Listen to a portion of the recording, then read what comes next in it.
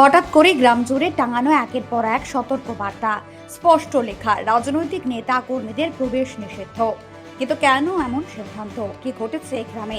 সূত্রের খবর, ভোটের আগে এমন কড়া অবস্থান নিয়ে রীতিমতো চাঞ্চল্য ছড়িয়েছে পূর্বস্থলী দক্ষিণ বিধানসভার সুলতানপুর এলাকার নপাড়া গ্রামে। গ্রামবাসীদের দাবি, ভোটার তালিকায় বড়সড় গরমিল দেখা যাচ্ছে। বহু মানুষের নাম হঠাৎ করেই উঠাও। ঠিক কতজনের নাম বাদ পড়েছে, কেনই বা এই ভুল? এই প্রশ্নের উত্তর খুঁজতেই ক্ষোভে ফুঁসছে গোটা গ্রাম। সুজি এসআইআরে আমাদের নপাড়া 227 নম্বর বুথে মোট 141 জনের হেয়ারিংয়ের নোটিশ এসেছিল। সেই হেয়ারিংয়ের নোটিশে 138 জনের নাম ডিলিট হয়েছে এবং 3 জনের নাম অ্যাড হয়েছে।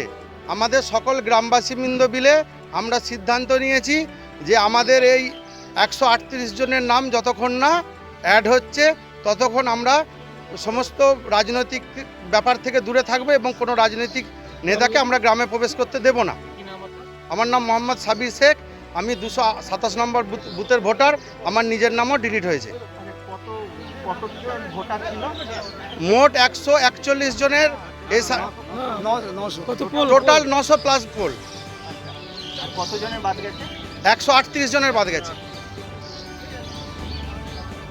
গ্রামবাসীরা জানিয়ে দিয়েছেন, যতদিন না পর্যন্ত ভোটার তালিকার সমস্ত ভুল সংশোধন হচ্ছে ততদিন কোনো রাজনৈতিক নেতা বা কর্মীর গ্রামে প্রবেশ সম্পূর্ণ নিষিদ্ধ। শুধু তাই নয়, আপাতত সব রাজনৈতিক কার্যকলাপ থেকেও দূর থাকার সিদ্ধান্ত নিয়েছেন তারা।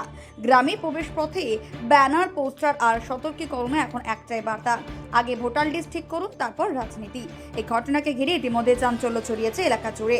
এখন প্রশ্ন একটাই, এই সমস্যার সমাধান কবে? আর ততদিন কি সত্যি নিষিদ্ধ থাকবে পুরো গ্রাম? Bureau report, Memari update news.